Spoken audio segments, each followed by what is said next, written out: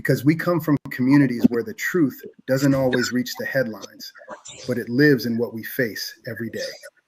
This is Changing Trends and Times, bringing clarity and context to the issues shaping our lives right now. No spin, no distractions, just real talk rooted in real impact. Now, are you ready to lean in and bring your voices into the conversation?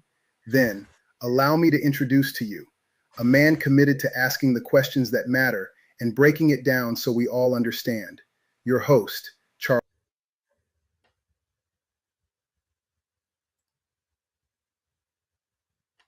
Good afternoon, ladies and gentlemen. Welcome to another episode of Changing Trends and Times.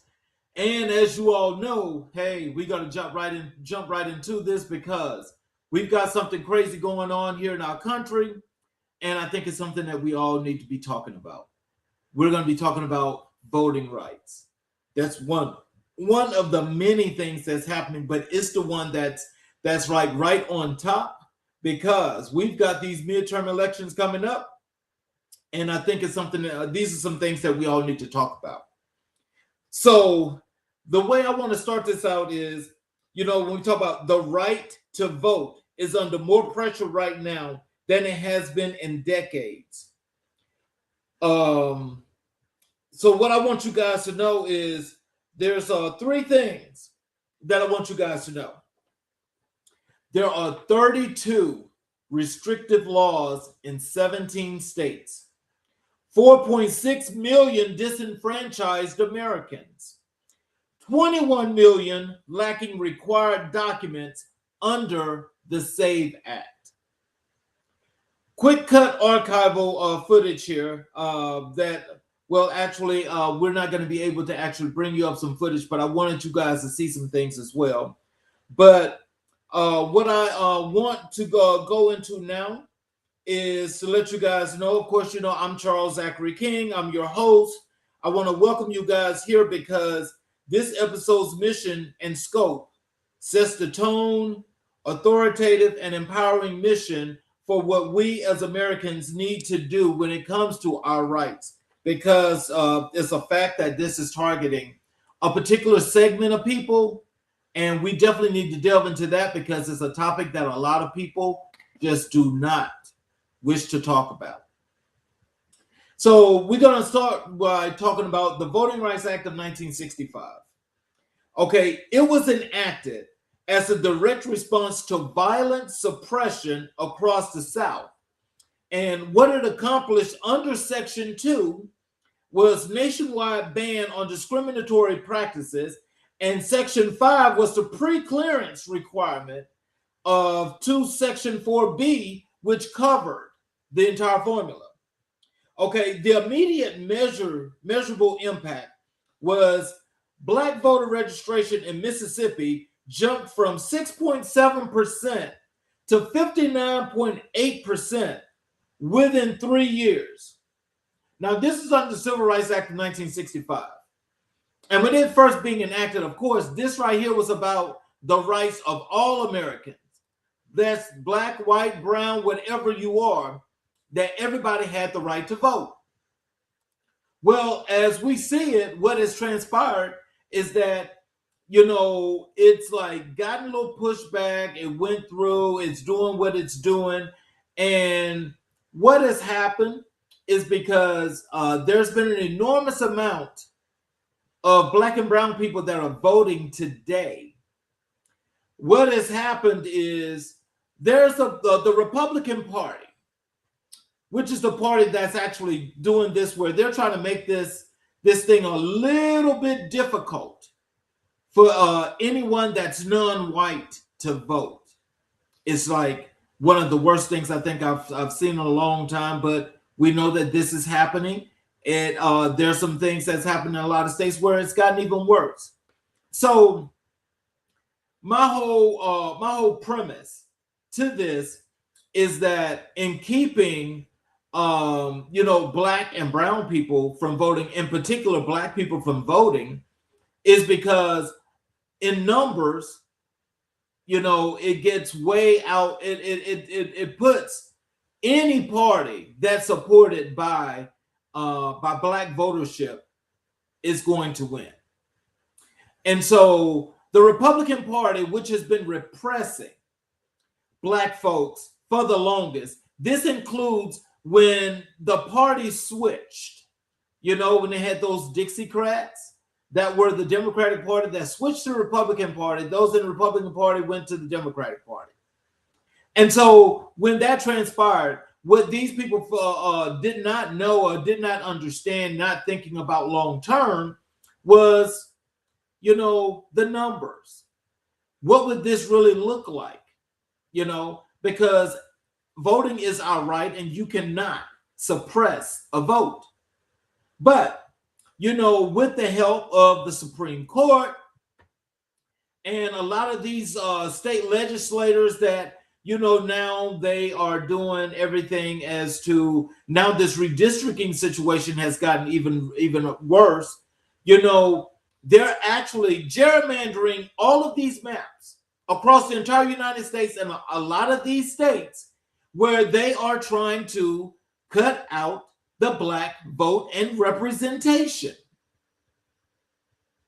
Now, some people say, well, it ain't never did no good for people to go and vote anyway. Why are we voting? Should we really do this? Because, I don't see anything that's helping me. And, there's just so many negative connotations from a lot of people because they're not seeing the representation, not feeling like, with what's happened pre where we are now and what people fought for that right, that is their right, regardless of the case, that they should go vote.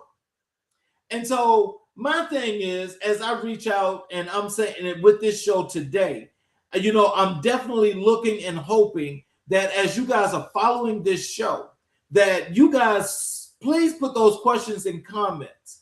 Put them in the chat box, because I will definitely be reading those questions and comments aloud here on the show. Well, as long as they're not something that's too obscene for the show, because we don't do craziness. But at any rate, this is just in talking about the Civil Rights Act of the Voting Rights Act of 1965. And so now we're talking about the constitutional amendments that built the framework. The 15th Amendment was done in 1870, and it prohibited the denial of the right to vote based on race. The 19th Amendment, which was enacted in 1920, extended voting right acts to women. 24th Amendment, which was done in 1964, abolished poll taxes in federal elections. And the 26th Amendment in 1971 lowered the voting age to 18. Now, as we're talking about built the framework, what that means is that when it prohibited the denial for the right to vote based on race, and now everyone was allowed, supposedly would be allowed to vote. Now you got things that was happening where they were doing poll intimidation and trying to keep Black people from voting because they didn't want them to vote. And, just doing everything that was oppressive and repressive as possible. And so as we sped forward and we got to 1920, we got to 1964, where the 24th Amendment was added. What it did was it abolished the poll taxes because people were actually being told they had to pay to vote. Now, that's crazy. Now, how you pay a poll tax when it's your right to exercise your right to vote for your choice? Now, when we get to the 19th Amendment, which was brought in 1920, it extended voting rights for women. So now by extending this to women had the right to vote because women were repressed just like other minorities, because they did not think that women were first-class citizens as well. So, so as we speed forward and we look at the 26th Amendment, we know about lowering the voter age to 18, where you get to be 18, this puts the young people, gives young people the ability to go to the polls to vote. which means that they're exercising their rights, which means this is bringing about what we have as a generational culture for the country, that as long as you're 18, you're not a felon, and everything is good, you don't have any problems, you're a citizen, you're able to vote. Now, the problem that folk from the left, the Republican Party, they have an issue because they have a people problem. And that people problem is that the majority of the people that are voting are not white, and they do not like repressive, oppressive issues. Now, because it's our right to vote, and again, when I say it's our right, I'm talking about American citizens. So it does not matter what you look like. If you are an American citizen, you should be allowed to vote.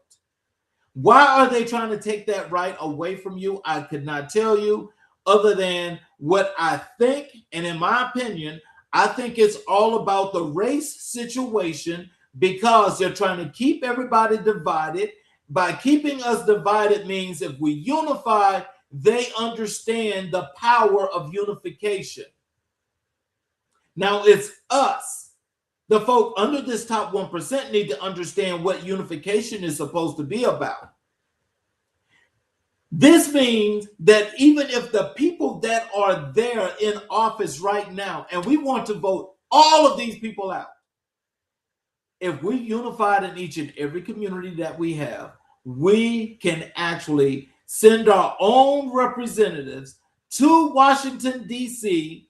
to do what needs to be done. We can do that. We are allowed to do that. We should do that. Unification is the key. And for Black people, we really got to get together. We got to get this together, because this is more centered on us than any other race. The power is in our hands to do what we need to do, but we are refusing to do what we need to do. Let's do what we need to do, because that's very, very important that we do. And if we don't do what we need to do, we're going to be asking for more and more problems. So now let's talk about the Jim Crow era barriers. Okay, remember what they were doing to Black people. They were doing literacy tests, grandfather clauses, poll taxes, white primaries. There was intimidation, economic retaliation, and outright violence. The structural architecture of disenfranchisement designed to appear race neutral while targeting Black voters. This is the historical context of America. This is the historical context. Now, as a Black person, I don't think any of us would agree to have something like this happen. But if we don't think about long term and wanting to be a strong culture as we know we are, then this means that we're simply bowing down and we are taking the brunt of repression and liking it. Now, I'm going to tell you right now, that's not me. That's not what this platform is about. That's not what most of us here in America are about. And that's not what we're going to stand for. Now, I'm putting a challenge out to each and every individual, especially those that are watching this show, to do one thing. Exercise your right to vote. Go and vote. You do not have to vote for somebody if you don't like any of those folk that are there. Write yourself in. But vote. That matters. You matter. We matter. We have to do this, because right now we're at a point where it's a point of no return. It's either we live or we die. How do you guys see it? How do you guys see it? So the fight that won these rights was Bloody Sunday in Selma. I'm quite sure you guys remember. This was on March 7th, 1965. What they show all the time with the Alabama State Patrol actually beating and brutalizing innocent and civil protesters that had their right to protest. As they came across the Edmund Pettus Bridge, they unleashed dogs, water hoses, along with the state troopers beating people brutally, some of them to their death. That's where you saw John Lewis, you saw Dr. King, you saw a lot of folk that was in that protest, and they were there for a reason. As they came across Edmund Pettus, they came across into Montgomery, heading towards Montgomery, to do what they needed to do for the rights of our people to vote. So for those that actually did that because they believed in what they believed in, why are so many of us taking this for granted? Taking it for granted. That's crazy. That is crazy. There is no way that you guys should say, this is what we're going to do and why we're doing it. There is just no way. You cannot say that. See, the Freedom Summer voter registration drives in 1964 also was a part of that fight. The sacrifices of Medgar Evers, Fannie Lou Hamer, John Lewis, and countless unnamed organizers that was a part of this fight for the Voting Rights Act of 1965. We cannot stand by and let this go in vain. We have to do what we have to do, because what's happening right now is that with the attack on Voting Rights Act and with them gutting Section 2 like they did, that is going to be a major, major problem. Now, I am here in the state of Georgia. I'm not calling it the great state of Georgia, but I'm here in the state of Georgia. And being here in the state of Georgia, let me just tell you, to know that Georgia was one of those states that tried to make voting much more difficult because of political pressure, I'm just going to put it in that manner, because political pressure don't make you repress people. That's already a thought process. This from the Secretary of State going all the way back up to the governor. That includes all of the folk in the state legislators, in the state legislation, for doing a poor job of creating a voting rights bill that makes voting much more difficult for people to vote. And as I say this, just like we have on the federal side, on the state side, the governor was a part of this whole entire thing that was about disenfranchisement and was able to still be reelected as governor. Even though he's on his way out now, he won on these very same things that I'm discussing right now, along with that Secretary of State. There were no issues in Georgia, but people are not fighting hard enough. People are not fighting hard enough. And if they're not fighting hard enough, what is the real premise? Are we just laying down, giving up, or are people willing to do what needs to be done? So now let me talk about the unraveling by the Supreme Court, because this is what I'm talking about when I'm talking about Section 2. And this started in 2013 when Shelby County v. Holder, that is, Eric Holder was the Attorney General under Barack Obama this year of 2013, and this is what was dismantled. The Supreme Court struck down Section 4B of the Voting Rights Act, the formula that determined which jurisdictions needed federal preclearance before changing voting laws. Without the formula, Section 5's preclearance requirement became enforceable. Chief Justice Roberts, things have changed dramatically in the South. Ginsburg's dissent throwing out pre-clearance when it has worked and is continuing to work is like throwing away your umbrella in a rainstorm because you're not getting wet. That means that what Ruth Bader Ginsburg was saying to John Roberts is that things have not changed dramatically because racism is still racism. But if it's working, why are you changing this when it's plain and clear?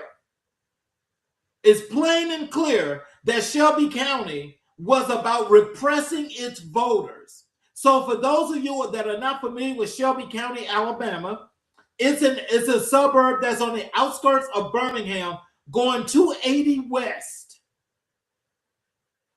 Well, it could be east. That depends upon where you're coming from. So it's going back out Highway 280. And so for those of you that have never been there, you go through Shelby County, there are lots of things that you will learn that if you have not seen things that's a little bit unique before, believe me, you'll find out when you're going through there. Yes, so this started the unraveling of Section 2. And so then you go Brnovich versus the DNC in 2021, when it raised the bar for legal challenges. The Supreme Court, upheld 2 Arizona voting restrictions out of precinct ballot disqualification and ban on third-party ballot collection, created new, harder-to-meet standards for proving Section 2 violations. They made it significantly more difficult for civil rights groups to challenge discriminatory voting laws in court, effectively weakened the last remaining major enforcement tool of the Voting Rights Act. Thank you, Supreme Court. The Supreme Court is proving just how biased and how racist that they are when it comes to Black people voting and Black representation. Now, despite what people say that you got Clarence Thomas, as well as you got Ketanji Brown on the Supreme Court, everyone knows, but ever since the Anita Hill situation, Clarence Thomas has voted everything down when it comes to talking about Black people. If it's anything that's dealing with Black rights, they know they can pay Clarence Thomas to side with them and vote with them, which means the court is bought. If it's bought, that's not legal at all. We're not getting what the real law is. But of course, for most, we can say Black people have never been treated equal by the law anyway. That does not mean that we give up, though. That does not mean that. And it's not, I think that's a cowardice way of thinking and being when it comes to something that's so precious, so valuable, and so meaningful for us to live our lives in the way that we should. So what else they did was the flood of the state level restrictions after Shelby. From 2021 to 2025, at least 30 states enacted over 110 restrictive voting laws.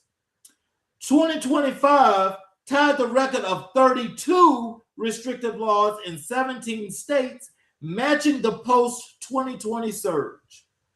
For the first time since 2020, restrictive laws outnumbered expansive laws in a single year. Now, as I said in the beginning of that statement, is all of this is after Shelby. So when you think about Shelby, that means that what you're seeing is you're seeing unraveling of the Voting Rights Act right in front of your face. What are you guys going to do about this? What are we going to do about this? Because this is getting worse and worse because we haven't got to the real part yet. So when we say what preclearance was and why it mattered is I'm going to tell you why. Preclearance required covered jurisdictions to get federal approval before changing voting rules.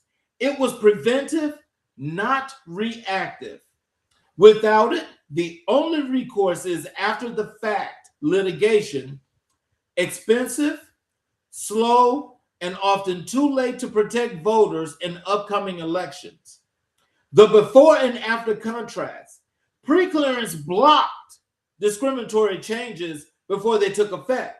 Now, voters bear the burden of proving harm after the damage is done.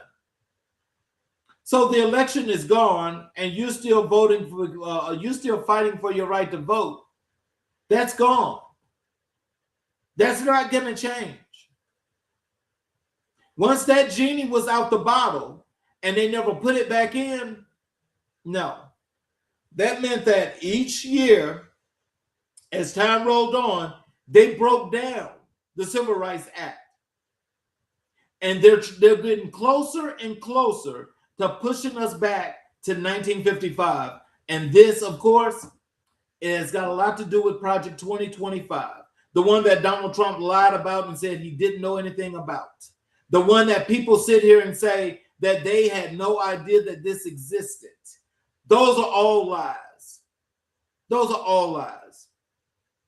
Those are all lies. Voting rights restrictions now have pretty much gotten to be now just an all-out race attack, and it's an attack that's coming after each and every individual out here in so many different ways. In so many different ways. So now what I want to talk to you guys about now is the 2025-2026 legislative landscape. Okay. According to the sources that we researched and found here at Changing Trends and Times, all these stats that we're about to talk about came from the Brennan Center for Justice. You heard me. The Brennan Center for Justice 2025 State Voting Laws Roundup. This is Ballotpedia's Election Administrative Legislation Tracker and the National Conference of State Legislators, that's the NCSL data, that's current as of April 2026. That's last month. All of this data is current, and I just named you the sources where it came from.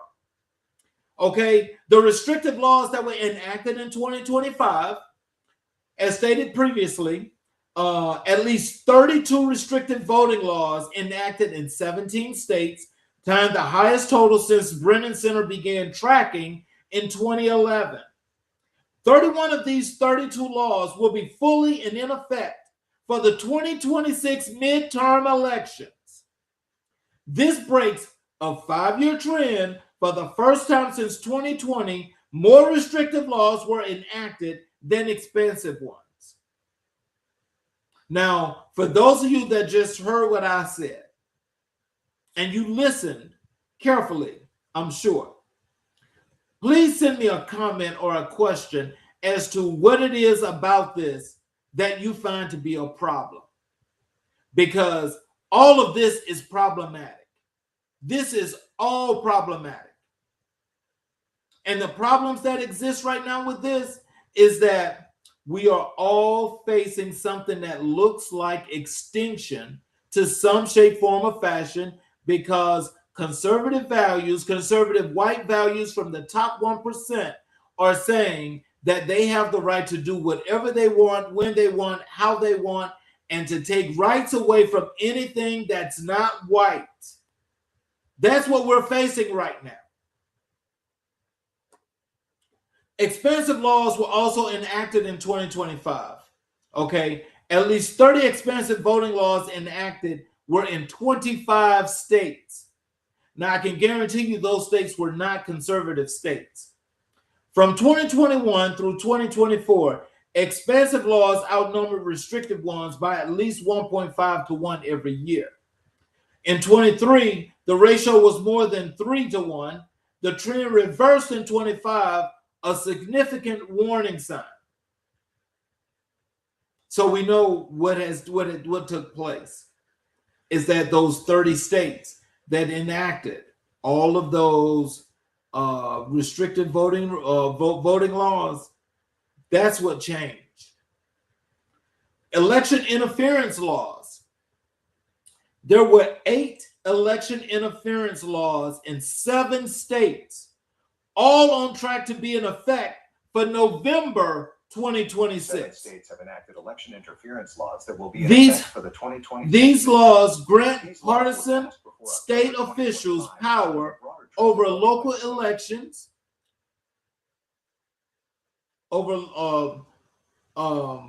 power over local elections, administration, threatening, and independence of election workers. States include Iowa, Kansas, Louisiana, Texas, and Utah. Now we talk about the interference laws. Iowa, Kansas, And- Louisiana, Texas, and Utah are among the states that have enacted election interference laws affecting local election administration and threatening the independence of election workers. So, hold on one second for me, please.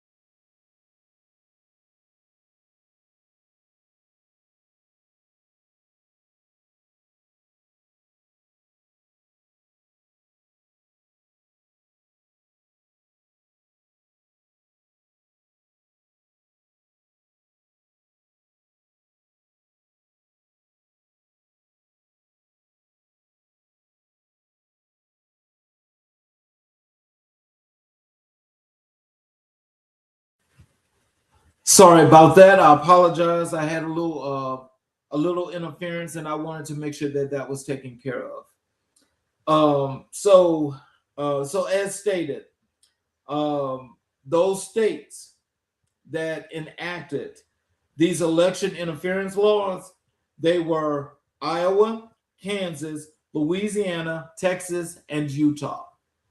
And so what that means is that these people, these states, are now they have the right to go in, and for those people that they want to just scream foul, as to them voting, those votes are going to be discarded. They're going to be discarded. So since 2020, at least 18 states have passed 41 election interference laws. 18 of them. So now let's talk about the mail-in voting, because that too is under siege. Since the 2020 election, 27 states have enacted 52 laws restricting mail voting. Restrictions include shortened request deadlines, enhanced ID requirements for absentee ballots, limitations on drop boxes, and bans on third-party ballot returns. Mail voting disproportionately serves elderly voters, voters with disabilities, rural communities, and communities of color. Now, I don't know how many of you guys can remember this, but remember during the election where Biden went against Trump and Biden won, right? You remember out in Arizona where people came and they were dropping off their votes in one of those mail receptors where they just dropped the ballots in there. Somebody came and actually set the whole container on fire, burned up votes, right? Which is a federal crime, but no one was ever charged. They say they could not find out who did it. They didn't see who did it on camera or anything. This is the kind of thing that we have to be waiting for now. This is the kind of issue that we have to be worried about. And we shouldn't have to be worried about these things. But this is what's happening now. So now with the voter ID, the expanding barrier, as of 2026, 36 states required voters to present identification to vote. We always had to present ID to vote. But 24 of those states required photo ID. Now, for those states that went and they did that, now what that means is they could look at your ID and say, you're not that person. But they need your picture ID. You see, this is the kind of Jedi mind trick that a lot of folk are not actually seeing, but need to understand that as far as our voting rights here in the country, we've got to get better with not just following these laws, but we've got to get better with what's actually got to be enforced, because the way that they're playing this game now, this game is all about destruction. It's all about destruction. And I think to all of us out there, Mr. and Mrs. America, we all have to be ready to do what we have to do, because voting is serious. This is a real serious matter. And this matter is one that affects each and every individual around this country, but it affects those that are non-white more than anything. It's basically like an existential extinction is what's happening. So in 2025 alone, at least 14 states adopted 16 bills changing voter ID provisions. Several eliminated previously accepted forms of ID. West Virginia enacted a new photo ID requirement. Wisconsin voters codified photo ID in their state constitution. What's going on with that? Why would they have to do that?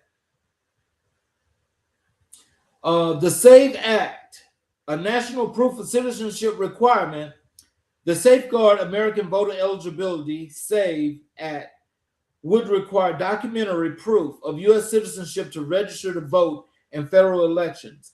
More than 21 million Americans lack ready access to the required documents, that is, passports, birth certificates, or real ID compliant identification. Now, all of a sudden, now the passport is very, very important, but many people can't afford a passport. So if you go up to the polls and you got a driver's license and they don't accept your driver's license and you have to pull out that passport or that birth certificate, that means that now when you go vote, especially in November, you may want to make sure you take all three forms of ID if you got it, or you want to make sure that your picture on all of your IDs look like you, because they can turn you away. More than 21 million Americans lack ready access required documents. Black, Latino, and Asian citizens are 3 times more likely to lack these documents. Married women who change their names, transgender Americans, lower income voters, and rural residents would be disproportionately burdened because they don't have all of those forms of ID. President warning. Kansas enacted a similar proof of citizenship law a decade ago. It blocked 31,000 eligible citizens from registering, 12% of new registrants, before being struck down in court. Now, that's the only thing the court did that was right, because that in itself, that's crazy. That is totally, totally crazy.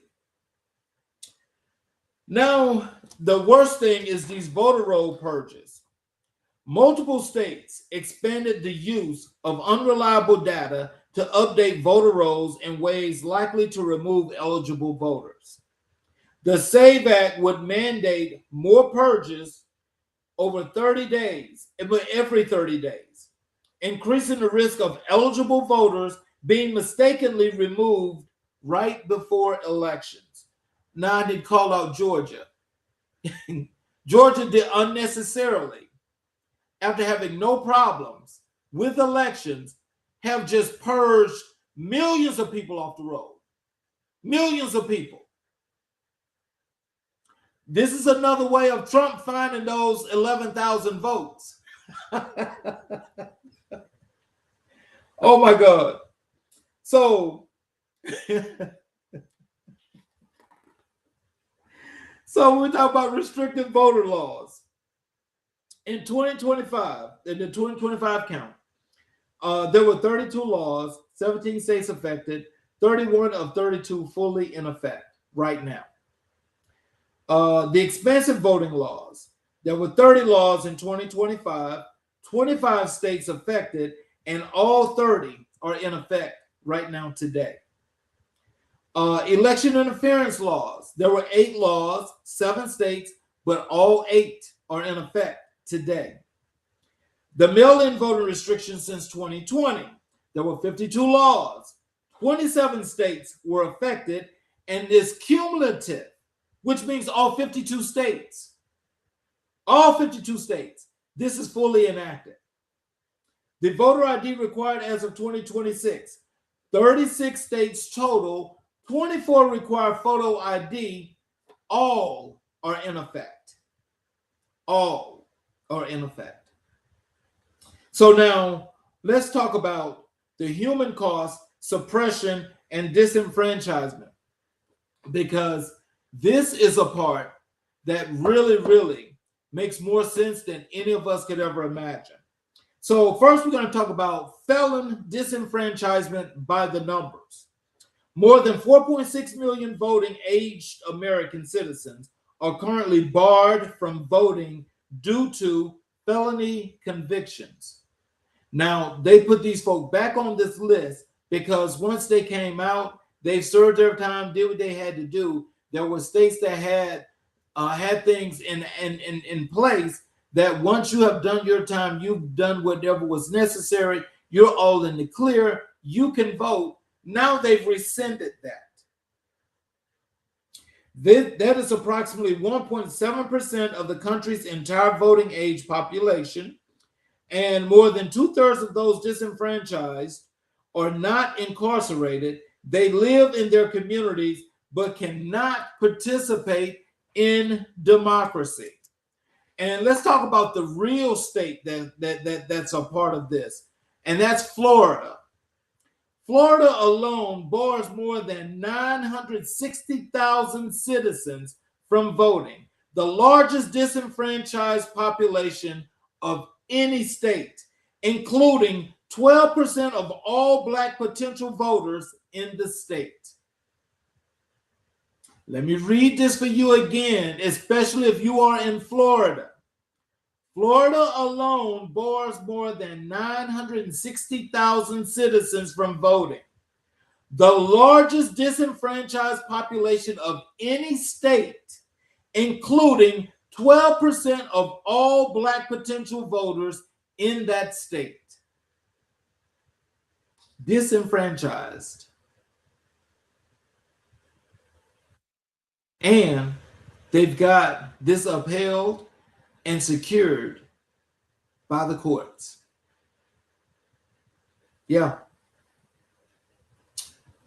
The racial disparity.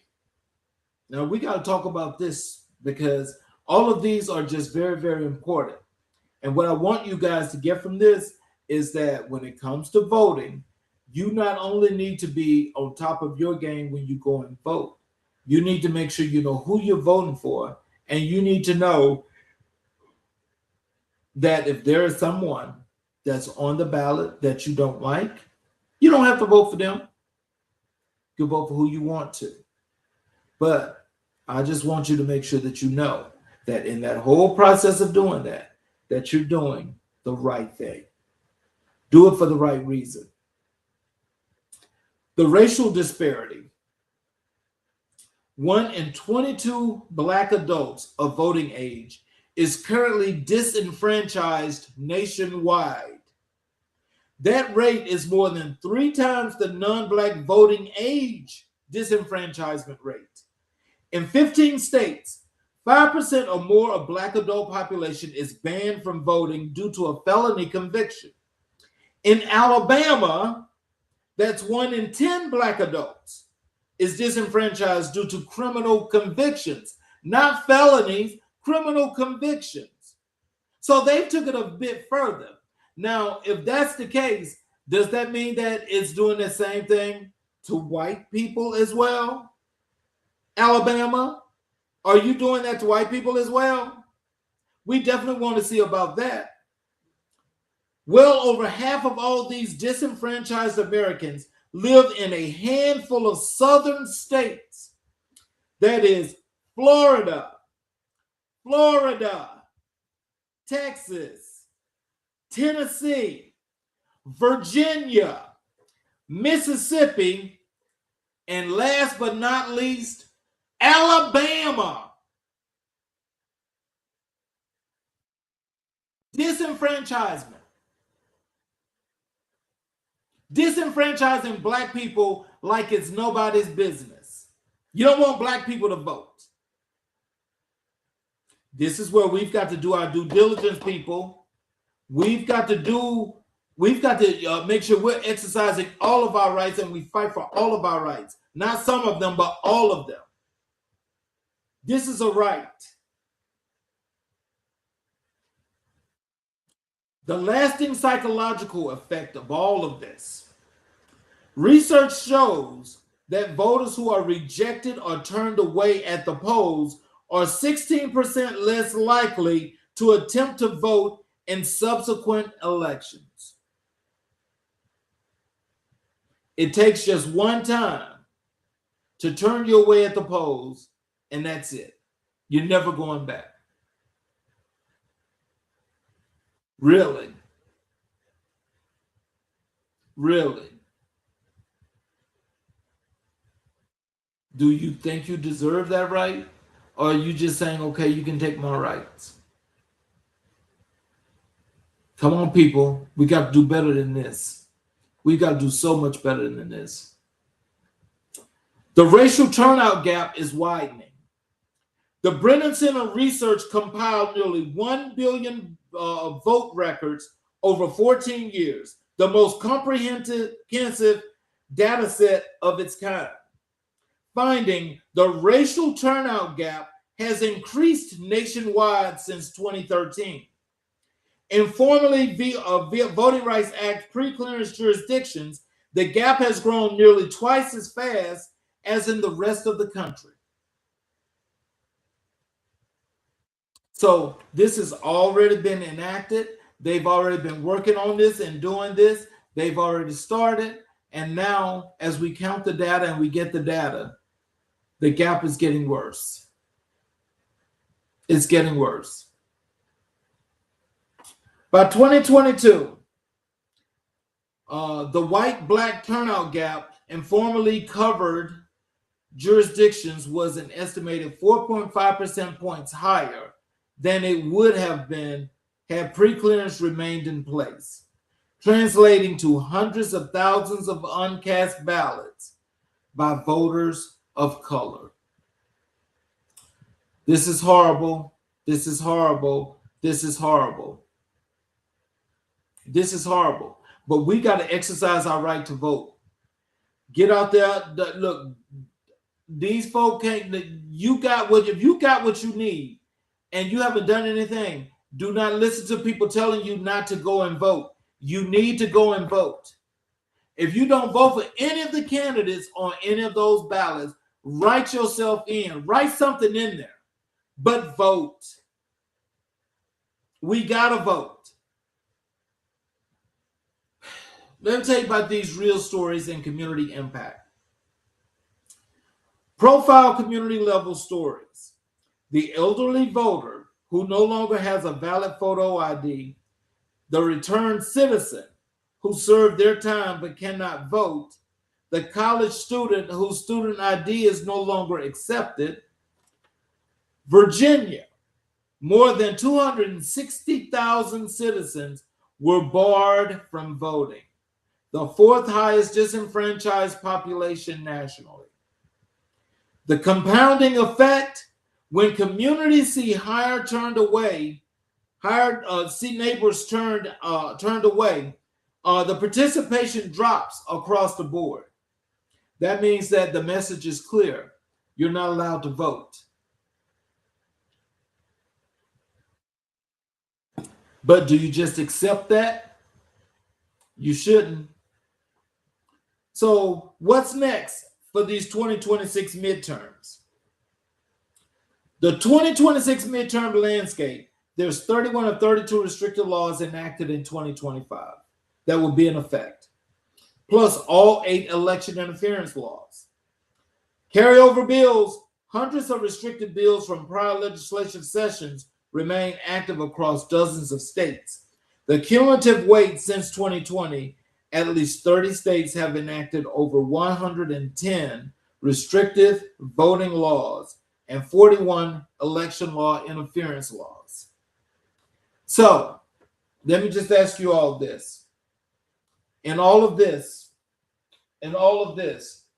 what do you guys suggest? How do you guys feel about hearing those kind of numbers, hearing in southern states, big southern states, that are doing what they're doing, and how it's affecting the population? How are we going to work that out? Because that does not work. That does not compute. That does not compute. Federal legislation, the unfinished agenda. The John R. Lewis Voting Rights Act would restore pre-clearance system gutted by Shelby County with an updated modern formula. The Freedom to Vote Act would establish national standards for voter registration, early voting, mail voting, and election security, setting a baseline that no state could undercut. Status, both have passed the House in prior sessions, but have been blocked in the Senate. The filibuster remains the primary obstacle. The primary obstacle.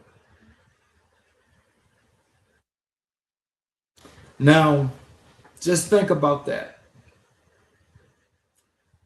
You need to ask your legislator, why is it that they cannot pass the John Lewis Voting Rights Act? They need to be able to tell you that. The Supreme Court cases to watch. Louisiana versus Calais. They ask whether creating majority black congressional districts to comply with VRA Section 2 violates the Constitution, a decision expected in 26 that could further weaken the Voting Rights Act. Ongoing Section 2 challenges in multiple states testing the boundaries set by Brnovich. Now, just to answer those, both of those cases have they've already made their opinions on, and the Louisiana map was voted down, and so this particular section of Section 2, and these multiple states that are testing these boundaries is where we are right now. So this is what we need to be looking for. And the community empowerment and civic education. Know your rights campaigns. Every voter should know what ID their state requires, their registration status, and their polling location before Election Day. Community organizations, filling the gap, voter registration drives, election protection hotlines, rise to the polls, and empowering messaging. The system may be making it harder, but the power of your vote is why they're trying to take it away. So this right here is just knowing. You have to make sure when it comes to voting, you need to know where you're going. Look at your voter card. It will tell you. Look at your voter card. And the state level expansion efforts, Maryland and Alabama are advancing felon re-enfranchisement. Maryland's HB 115 would automatically register people leaving prison. Alabama's SB 24 improves the restoration process. Virginia voters expected to decide on a constitutional amendment for automatic restoration of voting rights for formerly incarcerated citizens. And there's 25 states that's already enacted expansive laws in 25. Automatic voter registration expanded early voting and restored rights after gaining ground in many parts of this country. So what that says right there is that some of those states are trying to get better, even though they should not have been there. They're doing some things that actually would give back some rights. But the question is, when I mentioned in that last part there about Maryland and Alabama, Maryland is automatic that they're putting these guys back on the voter roll, those that have just gotten out of prison. But Alabama, they're like just putting them in a place like purgatory until we see and we feel like, okay, now it's time to advance you to putting you back on the road. So that's not quite there yet, but Maryland is there. And so I want to say, I think that's a great thing. And so what I want you guys to take away from this, these are key takeaways, is summarize. As I summarize these things, I want you to remember, voting rights is yours and yours only. You're entitled to that regardless of the case. Section 2 is what holds the Voting Rights Act together, as its glue. But now they've taken all parts of that away to where now it's just not even there. But you got to remember that when you're going to vote, make sure you know where you go vote, make sure that you are already on the rolls to vote, and make sure that you take your ID and know what forms of ID you need to have when you go and vote. So what I want to direct you guys to do is I want you guys to go to vote.org. That's vote.org. And then you go to your state Secretary of State website. And then you go to your local election protection hotlines to check your registration. I want you to find your polling locations and understand the ID requirements, because it gets you all the way there. You'll know everything once you just go to vote.org and you just go to your state secretary's website. And when you look at the Secretary of State's website, you're going to look at your local election protection hotlines to check for your registration, which means you put your name in, and you'll find your polling location and understand all the ID requirements before you go vote. Now, my call to civic engagement for you guys is don't just vote. I need you to organize, educate your neighbors, drive someone to the polls, run for local office if you need to. Be the change in your precinct, your county, your state. Get involved. You guys got to get involved, because getting involved is what it's all about. Our mission, I'm going to tie in the mission of America in Black and White into changing trends and times, is I want you guys to understand that when America in Black and White talks about voter registration, you're actually seeing those people that actually have some parts where they partake in voting rights, or it's a professional that does the work, but they're giving you real live stories as to what has taken place. What we do here at Changing Trends and Times is give you the information as I just gave you, so you're better understood as to how this works and what you can do in order to make this work for you. And so with all of that, what I just want you guys to do is to make sure that, one, you register to vote and you go and you vote and you support whoever your candidate is. I'm not telling you who to vote for, who to like, and who not to like. But I want you to make sure that you're participating in the process, because your participation in the process gives you more than the right to speak your mind, your feelings, your opinions as to what is happening and why you feel it's happening. Because no one can take that away from you. You have freedom of speech, you have your right to vote, and you have your right to do what you need to do in order to make your life, your community, that much more better. So, with that being said, I'm your host, Charles Zachary King. This has been Changing Trends and Times. The trend is clear. The time is now. So you need to go and make your voice count. I am signing off. You guys have a happy Saturday. We will see you next Saturday at 2 p.m. Eastern Standard Time.